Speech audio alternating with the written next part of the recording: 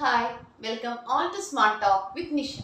ഇന്നത്തെ നമ്മുടെ topic income tax ആക്ടിന്റെ പുതിയ ആക്ടിൽ ടാക്സ് ഫോംസിന്റെ ഒക്കെ നമ്പേഴ്സിൽ വന്നിട്ടുള്ള ചേഞ്ചസ് ആണ് നമ്മളിന്ന് സംസാരിക്കുന്നത്.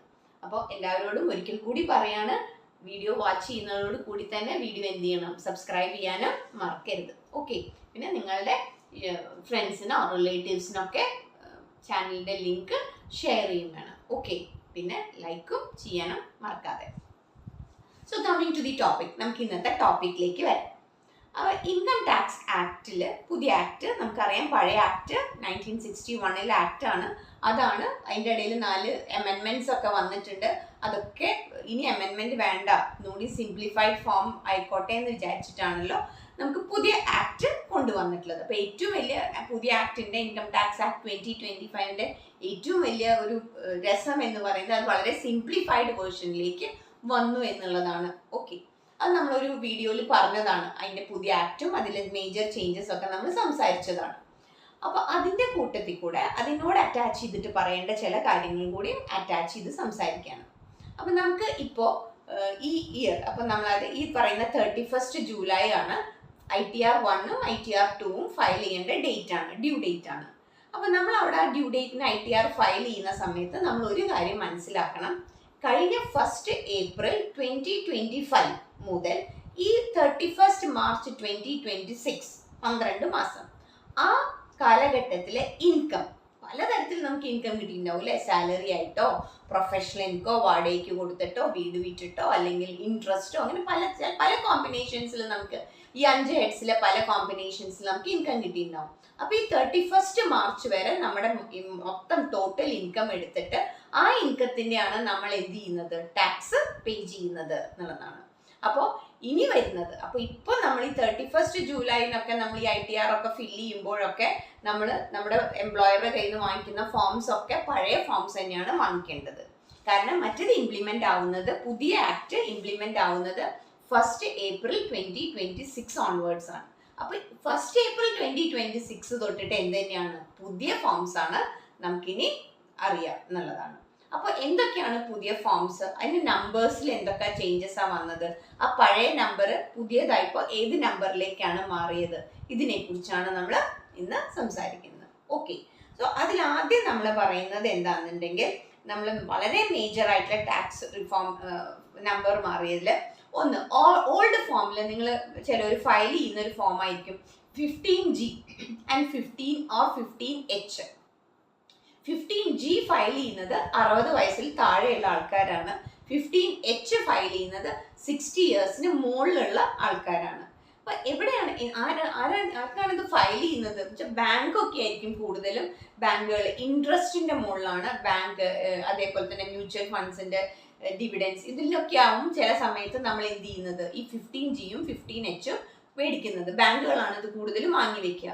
എന്താണ് ഇതിൽ 15Gയിലും 15Hലും പറയുന്നത്? എന്താ ഇതിൽ ഇത്രയേ പറയുന്നുള്ളൂ, നമ്മൾ ടാക്സ് പെയർ പറയാണ് അതിൽ എൻ്റെ ഇൻകം വളരെ കുറച്ച് ടാക്സബിൾ എക്സെംപ്റ്റഡ് ലിമിറ്റ് ഉണ്ടല്ലോ, ആ എക്സെംപ്റ്റഡ് ലിമിറ്റിന് താഴെ വരാൻ സാധിക്കും. പെൻഷനേഴ്സ് ഒക്കെ ആയിരിക്കും ചിലപ്പോൾ, അതേപോലെ ഇൻട്രസ്റ്റ് ഇൻകം മാത്രമൊക്കെ ചിലപ്പോൾ പെൻഷൻ ഇൻകം, ഇനി ഇൻട്രസ്റ്റ് ഇൻകം ഒക്കെ ഉണ്ടാവുള്ളൂ.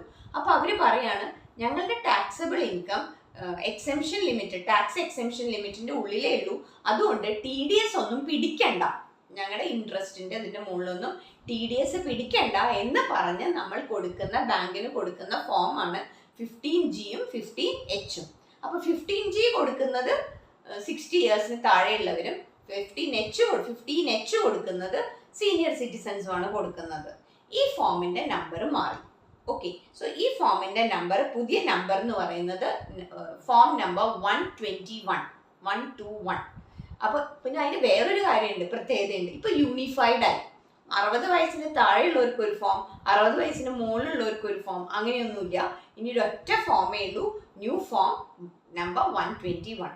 അപ്പോൾ 15Gയും 15Hഉം പോയി, പുതിയ ഫോം വന്നു. ആ പുതിയ ഫോമിന്റെ പേര്, ഫോമിന്റെ നമ്പർ ഫോം നമ്പർ 121. ക്ലിയർ ആയിട്ടല്ലോ അല്ലെ? പിന്നെ വരുന്നത്, നമുക്ക് വരുന്ന അടുത്ത ഫോം എന്ന് പറയുന്നത് ഫോം നമ്പർ 16 ആണ്. അത് നിങ്ങൾക്ക് സാലറീഡ് ക്ലാസ്സിന് അത് വളരെ കോമൺ ആയിട്ടുള്ള ഒരു ഫോമാണ്, ഫോം 16 എന്ന് പറയുന്നത് എന്നുള്ളതാണ്. അതായത് നമ്മുടെ employer issued by the employer ആണ് അത് ഇഷ്യൂ ചെയ്യുന്നത്, എവിടെയൊക്കെ നമ്മുടെ ടാക്സ് ഡിഡക്ഷൻസ് ഒക്കെ എത്ര ചെയ്തിട്ടുണ്ട്, ഇങ്ങനെയുള്ള കാര്യം നമ്മുടെ ഫുൾ ഡീറ്റെയിൽസും വെച്ചിട്ടുള്ള ഫോമാണ് ഫോം 16. സ്ഥിരമായിട്ട് നമ്മുടെ എംപ്ലോയർ നമുക്ക് ഫോം 16 തരും. നമ്മളത് ഭയങ്കര ഉപയോഗമാണ് ITR ഫയൽ ചെയ്യാനും, അതേപോലെ നമ്മൾ ലോണിനൊക്കെ വല്ല അപ്ലിക്കേഷനൊക്കെ കൊടുക്കുന്ന സമയത്തൊക്കെ നമ്മൾ നല്ലോണം ഉപയോഗിക്കുന്ന ഒരു ഫോമാണ് ഫോം 16. അപ്പൊ ഇനി എല്ലാ സാലറീഡ് ക്ലാസ് എംപ്ലോയീസിനോട് എനിക്ക് പറയാനുള്ളത്, say bye bye to form number 16. Form number 16 പോവാണ്. അതിന് പുതിയ ഫോമിന്റെ നമ്പർ ഫോം 130 എന്നാണ്, 130. ക്ലിയർ ആണല്ലോ? അപ്പൊ സാലറീഡ് എംപ്ലോയീസ് ഇത്രയും കാലത്തെ ഫോം 16 ഇനി മറന്നു പോയിക്കോളൂ. ഇനി നമ്മൾക്ക് എംപ്ലോയർ തരുന്ന ഫോമിന്റെ നമ്പർ ഫോം 130 എന്നുള്ളതാണ്. അപ്പൊ നിങ്ങളും ഇനി അവിടെ പോയിട്ട് എംപ്ലോയറോട് പറയണേ 130 എന്നുള്ളത്.